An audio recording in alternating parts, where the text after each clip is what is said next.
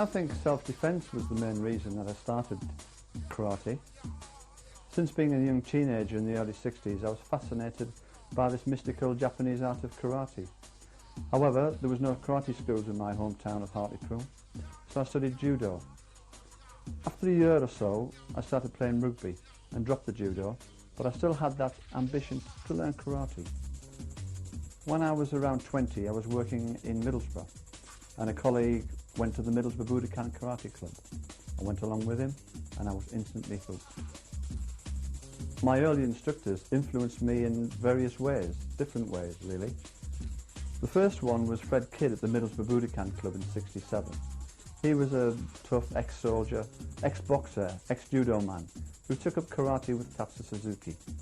He taught me that strong character and determination to succeed was what I needed to overcome problems and opponents. There was also Peter Spanton.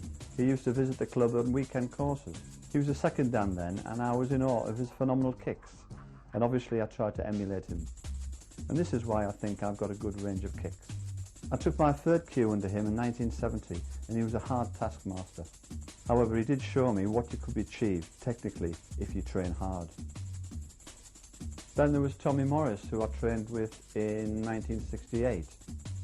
He was the first professional instructor in the UK, and he gave me the inspiration to eventually teach full-time in 1976.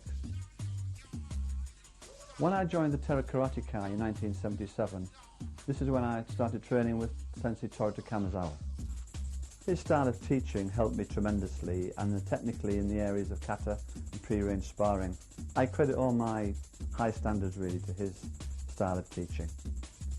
On the sparring side, Tiki Donovan was the first competition champion to teach at my clubs. He came over in '76 and he inspired me in the competition circuit. My active competition days in Kumite were in the late 60s and early 70s. The BK National Championships at Crystal Palace, and locally the Northern Karate League, organised by Brian Crosby in those days, and the Northern Opens. When I started training with Toru Kamizawa, I was more interested in Kumite. However, his style of teaching got me more interested in kata, and this is what I started to excel at.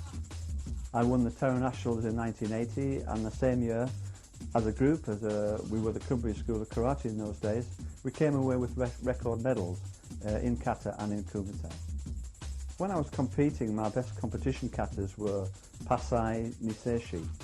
However, nowadays I think my favourite kata would be Kushanku, because this covers most karate situations. I started teaching professionally in 1976. I'd moved from Middlesbrough to Carlisle in 1974 and started a club in Whitehaven and in Carlisle. With the full support of my wife Rita, I took the plunge and packed my job in and opened a chain of clubs throughout Cumbria and North Lancashire. As I said, that was in 1976, and this is the year that I started the Cumbria Open Karate Championships. This event is still very, very popular, and I think that's mainly because we get the best Scottish and England fighters coming to Carlisle.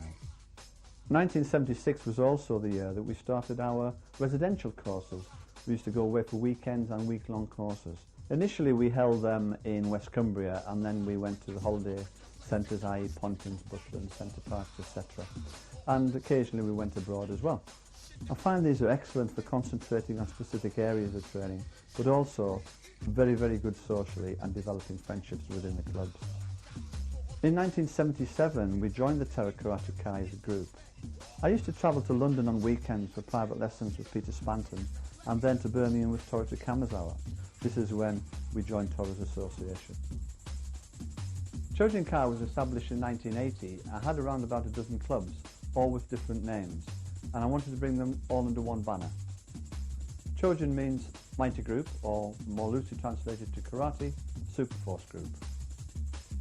So initially Chojinkai was only a name, but when I formed my own association in '82, I naturally kept the name.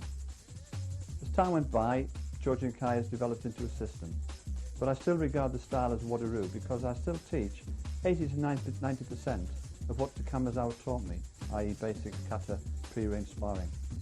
So Chojinkai is now a Wadaroo-based system as taught by myself. My original video, the Beginner to Black Belt tape, was brought out in 1986. Now this was recorded with Tim Earle, and this tape has been a bestseller. With new videos recorded in 2002, presented in grading format. There's full explanations throughout, and this is a major improvement from my original video. I revised the Ippon Gumete techniques to give the student more of a balance between traditional and sport karate. There is a basic stage for beginner, and then a full Ippon stage for intermediate levels, and then we have an advanced level for brown and black belts. Bunkai is an area of karate that we practice in the clubs. This is very popular with our juniors as they enjoy the kata practice more, and the seniors can practice more realistic applications. Kata practice covers all aspects of karate training: self-defense, mental concentration, precise performance of techniques, fitness training and so on. When you perform a kata correctly, it will develop all these aspects. I tell my students, you have to live your kata to get the best results. In the 80s and 90s, this is when sport karate really came to the fore. The Great Britain team won 5 titles in a row right through the 80s.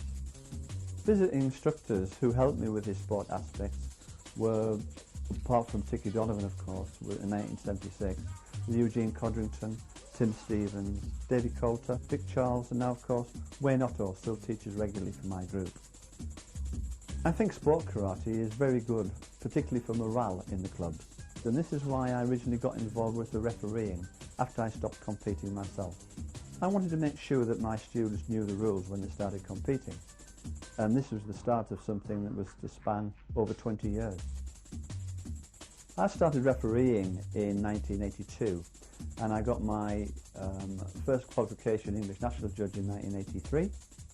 I then went on to get my European Judge in 86 in Madrid, and then in 1989 I got my European referee in Yugoslavia.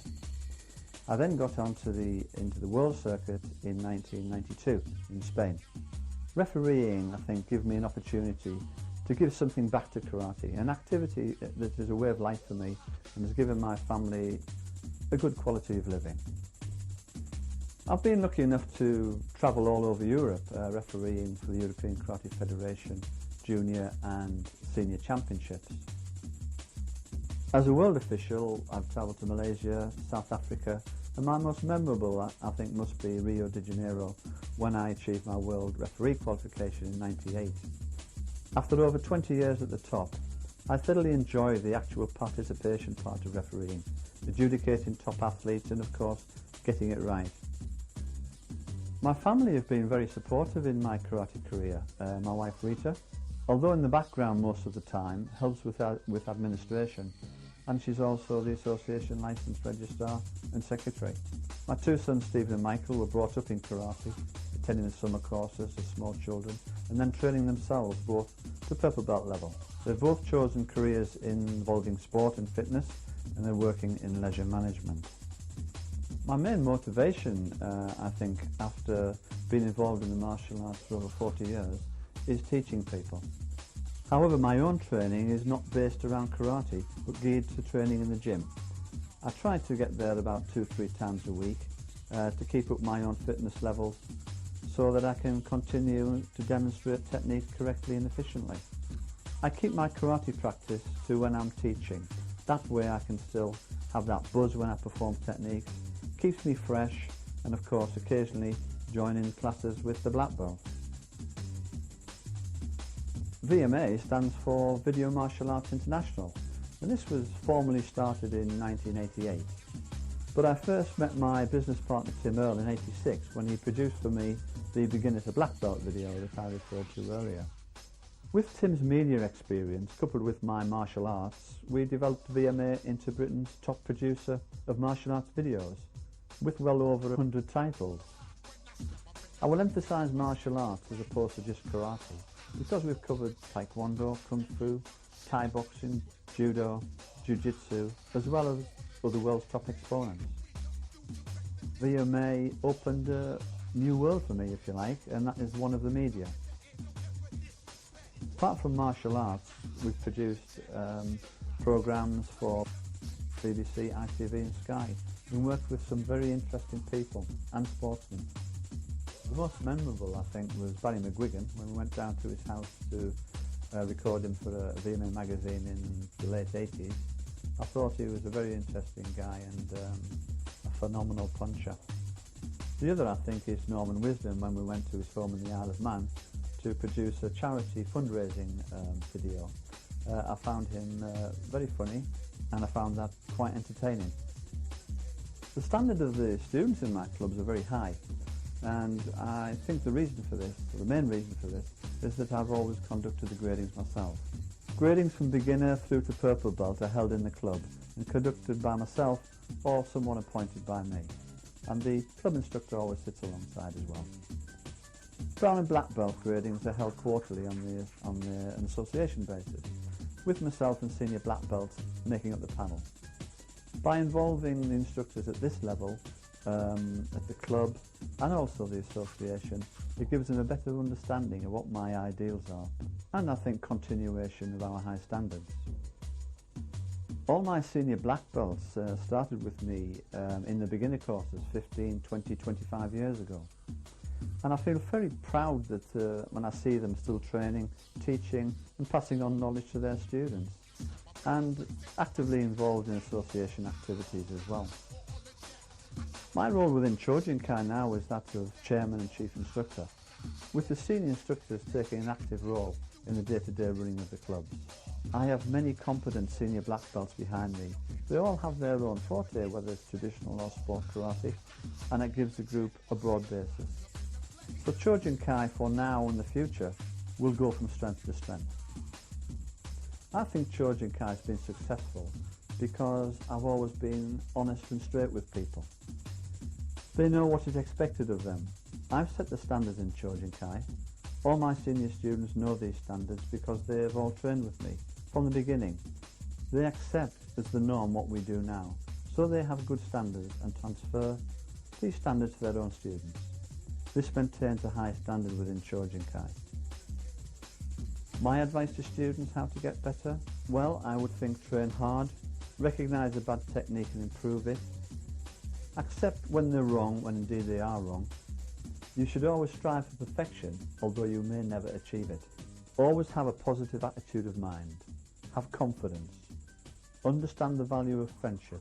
You can achieve anything in this world if you're determined and have the will to succeed.